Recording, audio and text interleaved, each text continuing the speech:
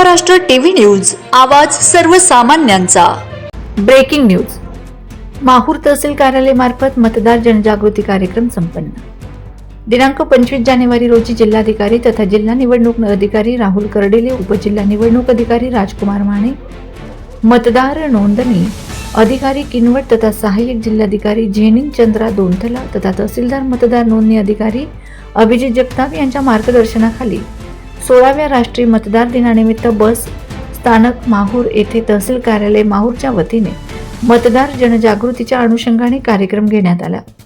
कार्यक्रमास नायब तहसीलदार कैलास जेठे, निवडणूक सहाय्यक महसूल अधिकारी प्रभू पानोडे, तांत्रिक सहाय्यक प्रकाश शेडमाके, पर्यवेक्षक शेषराव संभाजीराव पाटील आणि संजय राठोड सह शिक्षक यांच्या उपस्थितीत माहूर बस स्थानक परिसरात आणि तालुक्यातील सर्व मतदान केंद्रांवर आज राष्ट्रीय मतदार दिन साजरा करण्यात आला।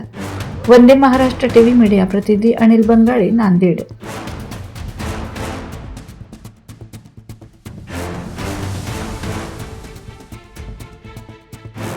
वंदे महाराष्ट्र टीव्ही न्यूज, आवाज सर्वसामान्यांचा।